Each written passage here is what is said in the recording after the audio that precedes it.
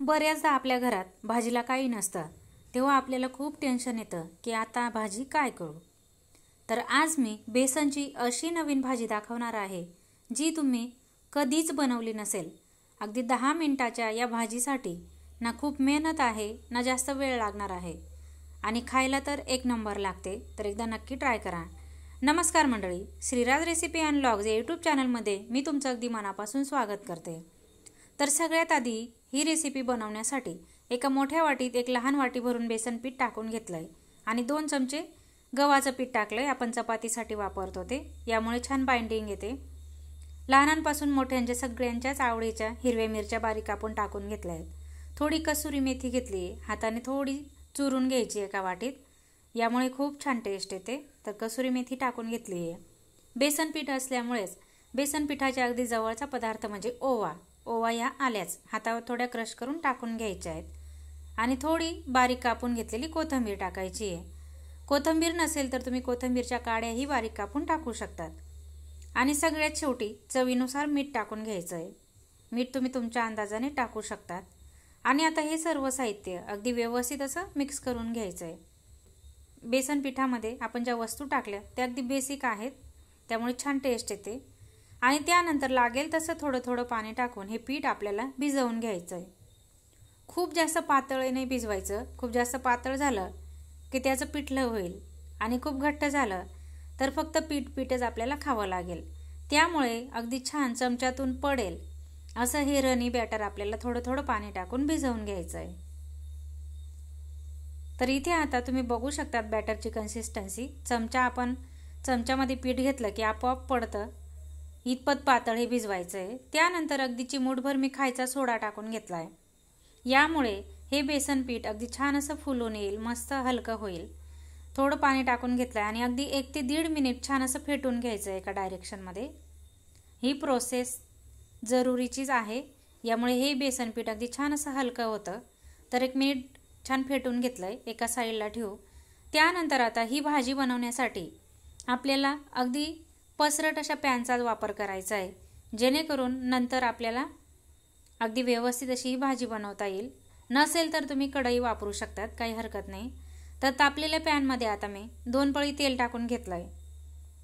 तेल तुम्ही तुमच्या अंदाजाने कमी जास्त करू शकतात. आणि 1 चमचा तूप टाकलं आहे. तुम्ही हवं तर नुसत्या तुपाचाही वापर करू शकतात. तेल आणि तूप अगदी व्यवस्थित कडकडीत गरम झाला की अर्धा चमचा जिरं आणि 7 ते 8 लसूणच्या पाकळ्या बारीक कापून टाकून घ्यायच्या आहेत. आणि त्यानंतर आता 2 मोठ्या आकाराचे कांदे मी बारीक कापून घेतले होते ते टाकलेत. आणि हा कांदा आता अगदी छान असा रंग चेंज होईपर्यंत परतून घ्यायचा आहे. खूपही जास्त शिजवायचा आहे असं नाही. गॅसची फ्लेम हाय टू मिडियम ठेवली आहे मी. आणि त्यानंतर थोडासा आल्याचा तुकडा घेतला आहे, तोही किसणीने किसून टाकून घ्यायचा आहे. तुम्ही हवं तर खलबत्त्यामध्येही आलं लसूण ठेचून टाकू शकतात. तर आलं टाकून घेतलं आहे आणि मस्त असं आता परतून घ्यायचं आहे. 1 ते 1.5 मिनिट कांदा मस्त परतून झाला आहे. आणि त्यानंतर आता 1 मोठ्या आकाराचा टोमॅटोही मी बारीक कापून टाकून घेतला आहे. टोमॅटो आल्यावर अर्थातच मीठ हे येणारच, कारण मीठ टाकल्यामुळे टोमॅटो पटकन शिजतो. तर भाजीच्या अंदाजानेच मी चवीनुसार मीठ टाकून घेतलं आहे. आणि हा टोमॅटो आता मस्त असा मऊसूद शिजवून घ्यायचा आहे आपल्याला. अगदी 1.5 ते 2 मिनिटात टोमॅटो मस्त असा शिजतो. तर इथे टोमॅटो छान शिजवताच 1 चमचा बेसन पीठ टाकून घ्यायचं आहे, जेणेकरून टोमॅटोसोबत बेसन पीठही तेलामध्ये मस्त असं खमंग भाजलं जाईल. यामुळे या भाजीला छान बाइंडिंग येईल, म्हणून बेसन पीठ नक्की टाकायचं आहे. आणि तुम्ही जर बेसन पीठ टाकल्यावर ते कढईला लागत असेल तर पळीने अशा प्रकारे काढून मस्त असं भाजून घ्यायचं आहे. बेसन पीठ असल्यामुळे ते थोडं चिटकतंच भांड्याला, तर काही हरकत नाही. व्यवस्थित मिक्स करून घ्यायचं आहे. तर सर्व अगदी छान असं भाजलं गेलं आहे. त्यानंतर आता 2 चमचे लाल तिखट टाकून घेतलं आणि पाव चमचा हळद टाकली आहे. खूप काही मसाले वापरायचे आहे असं काही नाही. अगदी साधे आपल्या घरातलेच मसाले टाकून आपण ही भाजी बनवणार आहोत. मसाले टाकून अगदी व्यवस्थित असं परतून घेतलं आहे. त्यासोबत बेसन पीठही छान परतून झालं आहे. तेल सुटायला सुरुवात झाली आहे. त्यानंतर आता या स्टेजला आपल्याला 2 चमचे दही टाकून घ्यायचं आहे. गॅसची फ्लेम हाय ठेवली आहे आणि अगदी पटापट मिक्स करायचं आहे, जेणेकरून दही फाटायला नको. अगदी व्यवस्थित असं मिक्स करत राहायचं आहे पटापट. गॅसची फ्लेम हाय ठेवायची आहे. तर इथे तुम्ही बघू शकता अगदी व्यवस्थित असं मी मिक्स करून घेतलं आहे. तर या स्टेजला तुम्ही बघू शकता दही अजिबात फाटलेलं नाही, अगदी व्यवस्थित असं मिक्स झालं आहे आणि मस्त असं तेल सुटायलाही सुरुवात झाली आहे. त्यानंतर थोडंसं पाणी टाकून घ्यायचं आहे. तुमच्या अंदाजाने तुम्ही पाणी टाकू शकतात. शक्यतो 1 ते 1.5 कपच पाणी टाकायचं आहे. जास्त पाण्याचा वापर या रेसिपीमध्ये आपल्याला करायचा नाही आहे.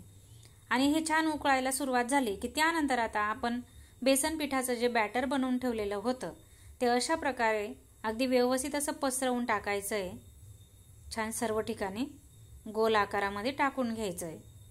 आणि चुकूनही या स्टेजला चमचा, पळी, उलथणी या बेसन पिठाला लावायची नाही.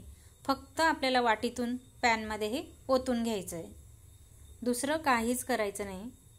छान सेट होऊ द्यायचं आहे आणि आता 2 मिनिट झाकण ठेवून छान शिजवून घ्यायचं आहे. गॅसची फ्लेम मीडियम ठेवली आहे मी, कारण पॅनलाही नंतर लागायला नको. तर इथे 2 मिनिटानंतर झाकण काढून घेतलं आहे मी. जे बेसन पिठाचं बॅटर टाकलेलं आहे ते छान असं सेट झालं आहे. आणि त्यानंतर सुरीने अशा प्रकारे पीस करून घ्यायचे त्याचे. नंतर आपण पळीने मिक्स करणारच आहोत, तेव्हा छान मिक्सही होईल सर्व. पण सुरुवातीला असं करून घ्यायचं आहे. तर बेसन पीठ मस्त असं शिजत आलं आहे आणि त्यानंतर आता पळीने व्यवस्थित मिक्स करून घ्यायचं आहे. पॅनला थोडंसं लागू शकतं. अगदी काळजीपूर्वक गॅसची फ्लेम मीडियम किंवा लो ठेवायची आहे. तर अगदी व्यवस्थित असं मिक्स करून घेतलं आहे मी. सगळ्यात शेवटी नवऱ्याला खुश करण्यासाठी हिरव्या मिरच्या मी कट करून टाकल्या आहेत. भरपूर अशी बारीक कापून घेतलेली कोथिंबीर टाकली आहे. हिरवी मिरची टाकल्यामुळे छान स्पायसीपणा येतो या रेसिपीला.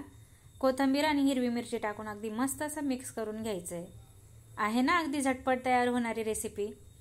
तर नेहमी तुम्हालाही बेसन पिठाचे पिठलं किंवा पाटवड्यांची रस्सा भाजी खाऊन कंटाळा आला असेल तर ही रेसिपी ट्राय करून बघा. खूप छान लागते.